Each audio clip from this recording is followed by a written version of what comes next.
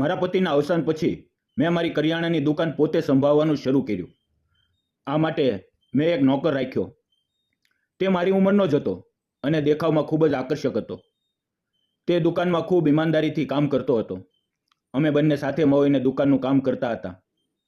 મારે એક નાની દીકરી હતી જેની તે ખૂબ કાળજી લેતો.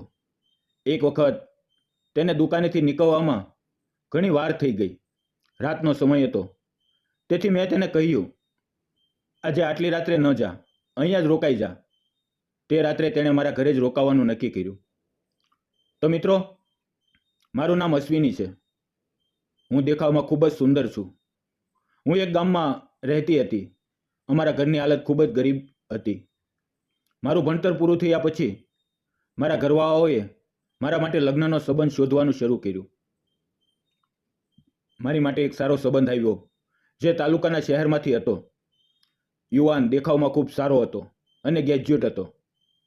પરંતુ તેના ઘરની સ્થિતિ સારી હોવાને કારણે તે કોઈ નોકરી નહોતો કરતો. તેના ઘરે પોતાની કરિયાણાની દુકાન હતી જે તે ચલાવતો હતો. પછી અમારા લગ્ન નક્કી થયા. લગ્નમાં હું ખૂબ જ સુંદર લાગતી હતી. લગ્નમાં આવેલા બધા લોકો મારા ખૂબ વખાણ કરતા હતા. અમારી જોડી ખૂબ પ્યારી લાગતી હતી. લગ્ન પછી અમારી પહેલી રાત ખૂબ આનંદથી પસાર થઈ. અમે બંનેએ એકબીજાને ખૂબ પ્રેમ કર્યો. આમ જ અમે આગળ પણ એકબીજાને પ્રેમ કરતા રહ્યા. થોડા મહિનામાં મારા પેટમાં બાળક ઉછરવા લાગ્યું. હવે જોતજોતામાં 9 મહિના પૂરા થઈ ગયા અને એક દિવસ મારા પેટમાં દુખાવો શરૂ થયો. પછી મેં એક સુંદર દીકરીને જન્મ આપ્યો.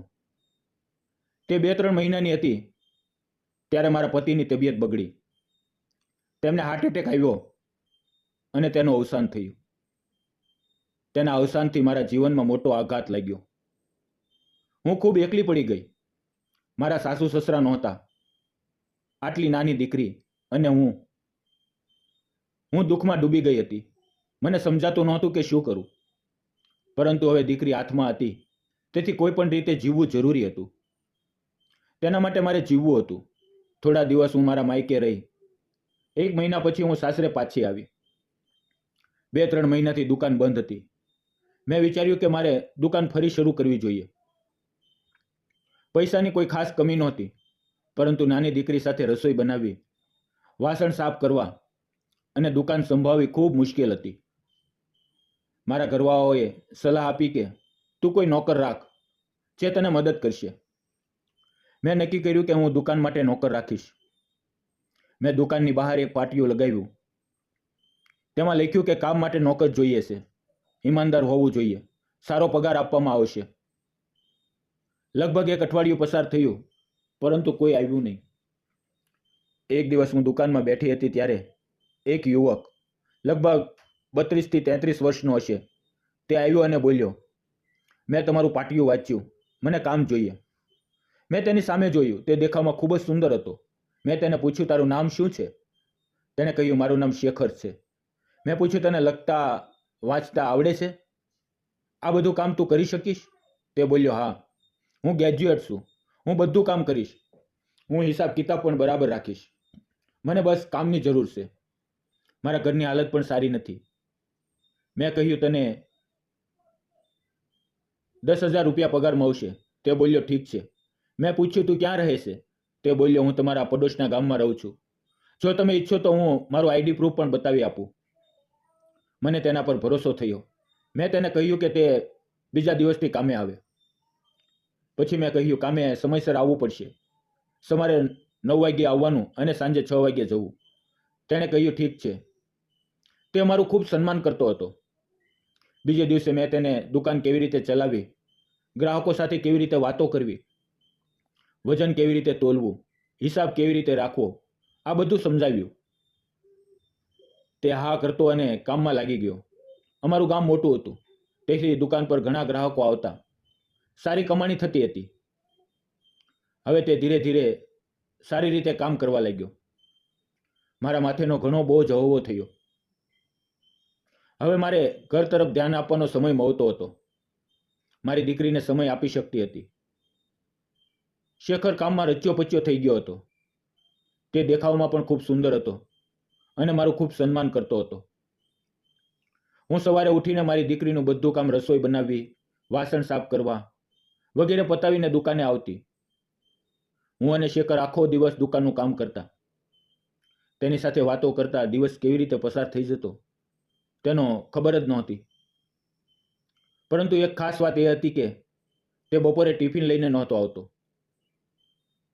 તેનું કારણ મને સમજાતું નહોતું. તે રોજ મને જુદા જુદા કારણો જણાવતો હતો. એક દિવસ મેં નક્કી કર્યું કે હું તેને સાચું પૂછીશ. મેં કહ્યું, હું ઘણા દિવસથી જોઉં છું કે તું બપોરે ભોજન લઈને નથી આવતો. આવું કેમ? ત્યારે તેણે કહ્યું, મેડમ, મારા ઘરની હાલત ખૂબ ગરીબ છે. જ્યાં હું અને મારી નાની બહેન નાના હતા ત્યારે અમારા માતા પિતા ગુજરી ગયા. બધી જવાબદારી મારા પર આવી. મેં જે કામ મળ્યું તે કર્યું જેથી પેટ ભરાય, અને બંને કામ કરતા કરતા ભણ્યા. મારી બહેનના લગ્ન પણ મેં કામ કરીને કરાવ્યા. હવે હું એકલો છું. હું સવારે ભોજન બનાવું છું અને સાંજે પણ પોતાના હાથે બનાવીને ખાઉં છું. પણ મને સારું ભોજન બનાવતા નથી આવડતું, તેથી મને શરમ આવે છે. તેની વાત સાંભળીને મને ખૂબ ખરાબ લાગ્યું. તે ખૂબ ઈમાનદાર હતો અને સારું કામ કરતો હતો. તેથી મેં તેને કહ્યું, કાલથી હું તારા માટે બપોરનું ભોજન બનાવીશ, પછી આપણે બંને સાથે ખાઈશું. તે બોલ્યો, ના મેડમ, તેની જરૂર નથી. પરંતુ મેં કહ્યું, કોઈ વાંધો નહીં. બીજા દિવસથી અમે બંને સાથે ભોજન ખાવા લાગ્યા. હું તેના માટે ભોજન બનાવતી. એક વખત મારી દીકરી બીમાર પડી. તેને ખૂબ તાવ હતો. તેને તાલુકાની મોટી હોસ્પિટલમાં લઈ જવાનું હતી. અમારા ગામમાં મારા પતિની જૂની ગાડી હતી જે બંધ પડી હતી. મેં કહ્યું, શેખર, તને ગાડી ચલાવતા આવડે છે? મારી દીકરી ખૂબ બીમાર છે. સવારથી જ તેને હોસ્પિટલ લઈ જવી જરૂરી છે. તેણે કહ્યું, હા મેડમ, મને ચલાવતા આવડે છે. પછી હું અને શેખર બંને મળીને મારી દીકરીને હોસ્પિટલ લઈ ગયા. ત્યાં ડૉક્ટરે તેનું ચેકઅપ કર્યું અને જણાવ્યું કે તેને ટાઇફોઇડ થયો છે. ડૉક્ટરે કહ્યું કે તે 2-3 દિવસ હોસ્પિટલમાં દાખલ કરવી પડશે. મને સમજાતું નહોતું કે શું કરું. શેખરે કહ્યું, મેડમ, તમે દીકરી પાસે રહો. હું દુકાનની બધી જવાબદારી લઈશ, ઘરની પણ કાળજી લઈશ. મને ખૂબ ટેકો મળ્યો. પછી અમે દીકરીને હોસ્પિટલમાં દાખલ કરી અને હું હોસ્પિટલમાં રોકાઈ ગઈ. શેખર ઘરે ગયો અને તેણે 2-3 દિવસ દુકાન ખૂબ સારી રીતે સંભાળી. તે દરરોજ હોસ્પિટલ આવતો, મારા માટે ટિફિન લાવતો, મારી દીકરીને ખૂબ હસાવતો અને તેને વાર્તાઓ સંભળાવતો. તે જરૂરી દવાઓ લાવતો અને દરેક રીતે મદદ કરતો. હવે મને તેનો સ્વભાવ ખૂબ ગમવા લાગ્યો. જ્યારે દીકરીની તબિયત થોડી સારી થવા લાગી ત્યારે ડૉક્ટરે અમને ડિસ્ચાર્જ આપ્યું. શેખર ગાડી લઈને અમને લેવા આવ્યો. અમે ઘરે આવ્યા અને તે ફરી દુકાન પર કામ કરવા લાગ્યો. હવે ધીરે ધીરે અમારી વચ્ચેની નિકટતા વધવા લાગી. મારી દીકરી હવે સાજી થઈ ગઈ હતી અને દરેક કામમાં શેખર મારી મદદ કરતો હતો. એક દિવસ બપોરે જ્યારે શેખર આવ્યો અને અમે સાથે ભોજન ખાતા હતા ત્યારે મેં તેને પૂછ્યું, શેખર, તારી ઉંમર કેટલી છે? તે બોલ્યો, મારી ઉંમર 32 વર્ષ છે. મેં ફરી પૂછ્યું, તે અત્યાર સુધી લગ્ન કેમ ન કર્યા? શેખરે કહ્યું, મારે માતા પિતા નથી, મારું કોઈ નથી જે મારી પડખે ઊભું રહે, જેથી કોઈ મને પોતાની દીકરી આપવા માંગતું નથી. આ વાત સાંભળીને મને ખૂબ ખરાબ લાગ્યું. તે મારી ખૂબ કાળજી લેતો હતો. થોડા દિવસો પછી શેખરે મને કહ્યું, મેડમ, મારે કાલે રજા જોઈએ છે. મેં પૂછ્યું, કેમ, શું થયું? તે બોલ્યો, કાલે હું મારી બહેન સાથે છોકરી જોવા જાઉં છું. આ સાંભળીને મને ખૂબ આનંદ થયો. પરંતુ હવે ધીરે ધીરે મારું મન શેખર તરફ ઝૂકવા લાગ્યું હતું. મારું મન તેના વિશે વિચારવા લાગ્યું હતું. રાત્રે હું તેના જ વિચારોમાં ખોવાઈ ગઈ અને ક્યારે ઊંઘ આવી ગઈ તેની ખબર ન રહી. બીજે દિવસે શેખર દુકાને ન આવ્યો. આખો દિવસ તેનું ન આવવું મને સારું ન લાગ્યું. દિવસ કપાતો નહોતો. જ્યારે બીજે દિવસે શેખર દુકાને આવ્યો તો તે ખૂબ ઉદાસ હતો. મેં તેની આંખોમાં નારાજગી જોઈ. બપોર સુધી તે ચૂપચાપ કામ કરતો રહ્યો. મેં તેને પૂછ્યું, શેખર, તું ખૂબ નારાજ લાગે છે, શું થયું? તેણે જવાબ આપ્યો, હું ગઈકાલે છોકરી જોવા ગયો હતો, પરંતુ છોકરીવાળાઓએ ના પાડી દીધી. આ સાંભળીને મને ખૂબ દુઃખ થયું. હવે મને શેખર ગમવા લાગ્યો હતો. થોડા દિવસો પછી અમારી કરિયાણાની દુકાનમાં શિંગદાણા, ખાંડ, ગોળ જેવી ઘણી વસ્તુઓ શહેરમાંથી લાવવાની હતી. આ માટે મેં શેખરને એક 4 પૈડાની ગાડી સાથે મોકલ્યો. સફર લાંબી હતી, તેથી સાંજે 8 વાગ્યા સુધીમાં ગાડી પાછી આવી.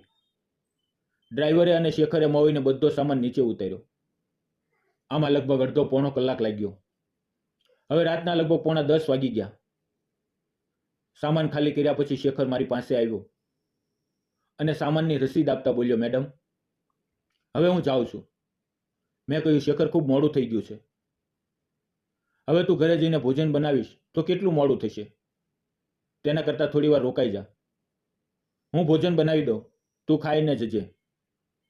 શેખર બોલ્યો, ઠીક છે. મેં ઝડપથી ભોજન બનાવ્યું. થોડી જ વારમાં ભોજન તૈયાર થઈ ગયું. અમે બંને સાથે બેસીને ભોજન ખાવા લાગ્યા. મારી દીકરી પહેલેથી જ સૂઈ ગઈ હતી. હવે રાતના લગભગ 10 વાગી ગયા હતા. બહાર ખૂબ અંધારું થઈ ગયું હતું. ભોજન ખાઈને શેખર નીકળવાની તૈયારી કરતો હતો ત્યારે મેં તેને કહ્યું, શેખર, રાતના 10 વાગી ગયા છે. આજે અહીંયા જ આરામ કરી લે. આટલી રાત્રે બહાર ન જા. તે બોલ્યો, ના મેડમ, હું જતો રહીશ. પરંતુ મેં ખૂબ આગ્રહ કર્યો અને તેને રોકાવા માટે કહ્યું. સાચું કહું તો હવે મને શેખર સાથે લગાવ થઈ ગયો હતો. તેને આ રીતે રાત્રે એકલો મોકલવો મને સારું નહોતું લાગતું. અમારા ઘરમાં 3 રૂમ હતા. મેં એક રૂમમાં શેખર માટે પથારી ગોઠવી દીધી અને તેને ત્યાં સૂવાનું કહ્યું. હું મારા બેડરૂમમાં સૂવા ગઈ, પરંતુ આજે મને ઊંઘ નહોતી આવતી. રાતના 12 વાગી ગયા તો પણ ઊંઘનું નામો નિશાન નહોતું. મને તરસ લાગી, તેથી હું ઉઠીને પાણી પીવા રસોડા તરફ ગઈ. હું રોજની જેમ જ પાણી પીવા જતી હતી, તેથી આસપાસ જોયું નહીં. જેવી હું રસોડાના દરવાજે પહોંચી, અચાનક મારી કોઈની સાથે ટક્કર થઈ. હું નીચે પડવાની હતી ત્યાં જ તે વ્યક્તિએ મને પકડી લીધી. હું સીધી તેના બંને હાથમાં હતી. મેં આંખો બંધ કરી લીધી હતી. મને લાગ્યું કે હવે કંઈક અજુગતું થશે, પરંતુ જ્યારે મેં આંખો ખોલી તો હું શેખરના હાથમાં હતી. તેણે મને ઉપરથી પકડી રાખી હતી. હું તેની આંખોમાં જોઈ રહી હતી અને તે પણ મારી આંખોમાં જોઈ રહી હતો. ધીરે ધીરે અમારા ચહેરા એકબીજાના ચહેરાની નજીક આવવા લાગ્યા અને અચાનક અમને ભાન થયું અને અમે બંને અલગ થઈ ગયા.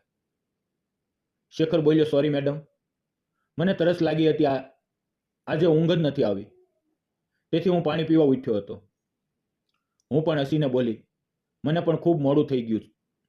ઊંઘ નહોતી આવતી, તેથી હું પણ પાણી પીવા આવી અને આપણી અચાનક ટક્કર થઈ ગઈ. શેખર આમ બોલીને આગળ વધવાનો હતો ત્યારે મેં તેનો હાથ પકડી લીધો. મેં શેખરને કહ્યું, શેખર, તું ખૂબ ઈમાનદાર છે. જો તારી જગ્યાએ કોઈ બીજો યુવાન હોત તો તે આ તક ન છોડત. તે ચોક્કસ મારો ખોટો ફાયદો ઉઠાવત, પરંતુ તે એવું ન કર્યું. તું ખરેખર ખૂબ સારો માણસ છે. શું હું તને મારા દિલની વાત કહું? શેખર બોલ્યો, કહો. મેં કહ્યું, મને તું ખૂબ ગમે છે. મને તારી સાથે પ્રેમ થઈ ગયો છે. આટલું કહેતા મેં શેખરને ગળે લગાવી લીધો. મેં મારું માથું તેની છાતી પર મૂક્યું અને રડવા લાગી. શેખર મારા વાવમાં હાથ ફેરવતો અને સમજાવતો હતો.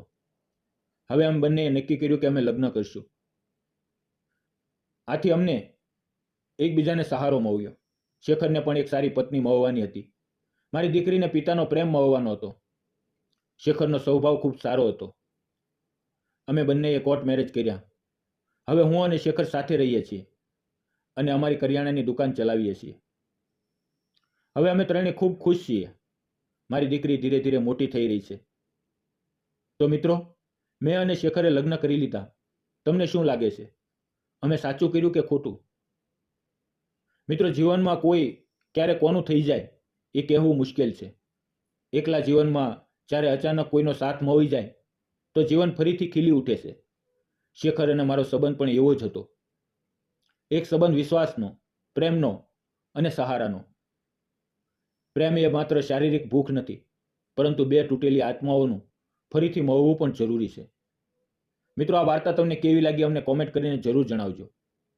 અને જો તમે આ ચેનલ પર નવા હો તો ચેનલને લાઇક, શેર અને સબસ્ક્રાઇબ કરવાનું ન ભૂલતા. મિત્રો ફરી મળશું આવતીકાલે એક નવી વાર્તાની અંદર.